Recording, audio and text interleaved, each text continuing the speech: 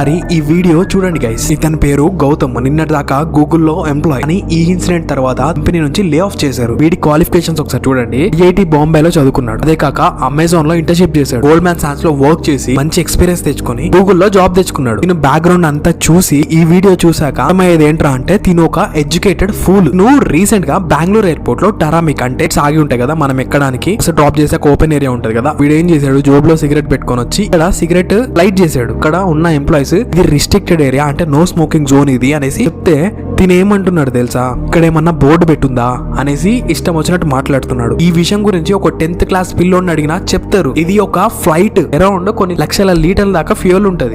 నిప్పురవ్వ వెళ్ళి కాని చోట టచ్ అయిందంటే వెళ్ళిపోతుంది. కంప్లీట్ మ్యాన్ మేడ్ డిజాస్టర్ అవుతుంది. నువ్వు ఇంత పెద్ద చదువులు చదివి ఈ చిన్న లాజిక్ కూడా నీకు తెలియదా? ఈ వాగ్వాదం నెక్స్ట్ లెవెల్ కి వెళ్ళిపోయింది. వీళ్ళు ఏం చేశారంటే వీటితోటి నేను ఇంకా వాగలేని చెప్పేసి రిసెప్షనిస్ట్ ఉంటారు కదా, అయితే తిని ఇక్కడికి వెళ్ళి ఏం చేశాడో ఒకసారి చూడండి. ఇక్కడ కూడా సిగరెట్ తాగి ఎంప్లాయీ ముఖం మీద ఊదుతున్నాడు. వాళ్ళు కూడా నాల్సినంతసేపు విన్నారు. పోలీసుల దాకా ఈ విషయం వెళ్ళింది. నెక్స్ట్ ఏం చేస్తారో తెలుసు కదా, వీడియో రిలీజ్ చేశాడు. నన్ను కంపెనీలోంచి పీకేశారు అండ్ నేను చేసేది తప్పే కాదు, మన భారత రాజ్యాంగం ప్రకారం విశ్వాసం ఉందంట. ఆల్రెడీ రీసెంట్ పాస్ట్ మంత్ లో ఫ్లైట్ ఎయిర్ లో ఉన్నప్పుడు అంటే రన్నింగ్ లో ఉన్నప్పుడు డోర్ తీద్దామని ట్రై చేశాడంట. అంటే వీడు పోయేదే కాక అందరి ప్రాణాలను తీసుకెళ్దామని ఉంటేనే సరిపోదు, గుణం ఉండాలి. ఇలాంటి మైండ్ సెట్ ఉన్న వాళ్ళని ట్యాగ్ చేయండి. ఎందుకంటే మీరు చేంజ్ కావాలి, మిమ్మల్ని చూసి చాలా మంది ఇన్స్పైర్ అవ్వాలి అనేసి మనం వాళ్ళకి తెలియజేయాలి. అంతవరకు జై హింద్, జై భారత్.